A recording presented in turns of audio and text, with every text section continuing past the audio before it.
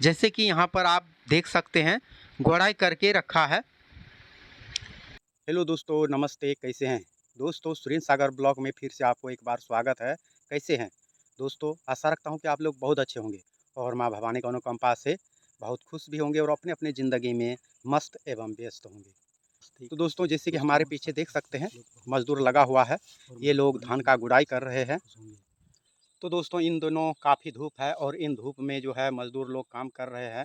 दोस्तों, हम back camera से आपको यहाँ का यथास्थिति को दिखा रहे हैं और फिर यहाँ गुड़ाई करने के बाद फिर दूसरे खेतों में ले जाना है दूसरी जगह, तो वहाँ का भी ब्लॉग हम आपको प्रस्तुत करेंगे।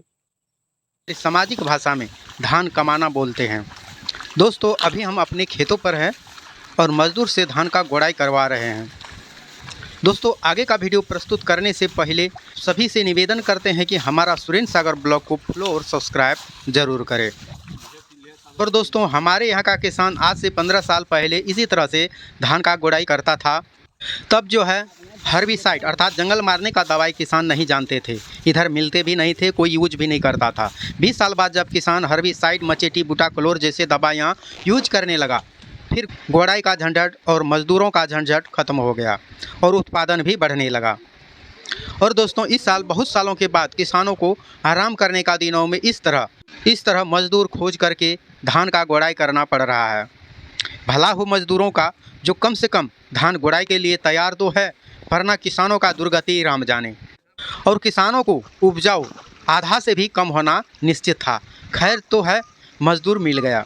अब ऐसा क्यों हुआ? तो दोस्तों, जानकारी के लिए बता दूं कि इस बार आखिर क्यों ऐसा हुआ जो मजदूर लगा करके गुड़ाई करना पड़ रहा है। तो इसका वजह यह है कि जैसे कि हमारे यहाँ जो है आषाढ़ में लोग खेती शुरू करते हैं और श्रावण 10-15 गते तक खेत समाप्त हो जाता है, मतलब रोपाई समाप्त हो जाता है। तो उसी तरह से आषाढ़ में बारिश शुरू हुआ और खेती भी शुरू हुआ और जैसे ही 10-15 आषाढ़ आए तो खेती समाप्त हो गई। लेकिन यहाँ का इस बार का जो है धान खेती के लिए वर्षा जो है सामान्य नहीं रहा, क्योंकि आषाढ़ भर में जो है इतना बारिश हुआ कि मान लो कि जैसे एक साल में जो बारिश होता है उतना बारिश आपको आषाढ़ में पूरा हो चुका। और इसके बाद जैसे ही श्रावण आया तो बारिश इस तरह से रुक गया और उसी टाइम में जो है धान का ग्रोथ होना और ये जंगल नियंत्रण होना जो काम करता है, तो उस समय में पानी रहना ज़रूरी होता है। लेकिन बारिश काफ़ी समय तक रुक जाने का वजह से जो है खेत सूख गया और फट गया, जैसे हम यहाँ आपको दिखा रहे हैं। तो इस तरह से खेती का मतलब उस समय में हो चुका। तो जिसकी वजह से क्या हुआ कि जो पुराने धान थे वो आकर के अंकुरन आकर के वो बिल्कुल पनपने लगा। और आज वजह ये हुआ कि वो धान जो है जो खरपतवार के रूप में आया और जो लगाया गया धान है उस धान को जो है दबाने लगा। तो इस वजह से जो है धान का गुड़ाई करना पड़ रहा है। और दोस्तों, खरपतवार जितना आ जाए दवाई से ख़त्म हो जाते हैं, मगर यहाँ इस बार खरपतवार नहीं बल्कि पिछले फसल का जो धान खेतों में झड़ा था और सारे धान का बीज उमड़ गया, जिसे किसी दवाई से हम नहीं मार सकते और इसे छोड़ भी नहीं सकते। जैसे कि यहाँ देख सकते हैं किस तरह से हैं, सारे एक जैसा दिखते हैं और जो धान किसान लगाया है उसे दबा रहा है। वैसे दोनों धान एक जाति का होता तो शायद गोड़ाई ना करने से भी होता, मगर यहाँ अलग अलग जाति का धान होने का वजह से किसानों को दिक्कत आ रही है। और वजह यह है कि जैसे जो धान लगाया वो 6 महीने में तैयार होता है और जो खुद से निकला है वो सिर्फ 3 महीने में पक जाता है। तो इसी वजह से उसका गोड़ाई करना ज़रूरी है, क्योंकि ये बजरंगी धान है जो खुद से उमड़ा है और उसका 3 महीने में वो पक जाता है। और हम पिछले ब्लॉग में इस धान का बारे में कई वीडियो ब्लॉग में बता चुके हैं और यही वजह है कि किसानों को धान का गोड़ाई करना पड़ रहा है। जैसे कि यहाँ दूर में देखेंगे तो वहाँ भी मजदूर लगा हुआ है, क्योंकि हर किसानों का खेतों में इस तरह से धान उमड़ चुका है। तो सभी लोग बारी बारी से, मजदूर कम है तो बारी बारी से धान का गोड़ाई कर रहे हैं।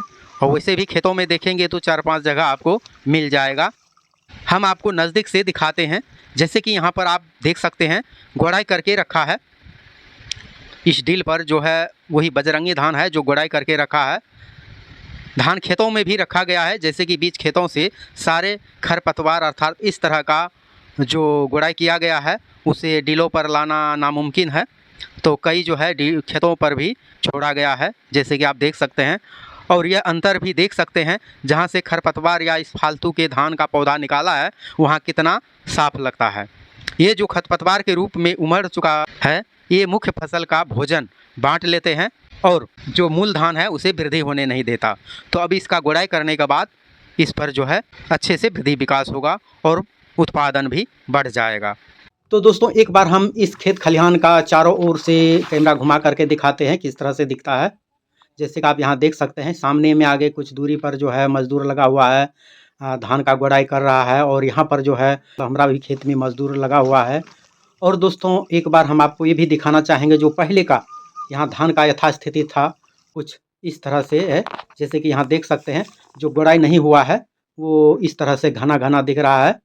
और फिर गुड़ाई का बाद जो जैसे कि यहाँ पर देख सकते हैं, यहाँ पर जो गुड़ाई हो चुका है तो किस तरह से खेत बिल्कुल साफ लग रहा है। तो यही अंतर है गुड़ाई का बाद का और जो गुड़ाई का पहले का। दोस्तों हमारा ये वीडियो, हमारा ये ब्लॉग आपको कैसा लगा कमेंट में बस लिखे। वीडियो पसंद आए तो इसे लाइक करें, दोस्तों को शेयर करें, और अब तक हमारे चैनल को सब्सक्राइब नहीं किया है तो हमारे चैनल को ज़रूर सब्सक्राइब करें। तो मिलते हैं अगले वीडियो में, अगले ब्लॉग में। तब तक के लिए जय हिंद, जय नेपाल।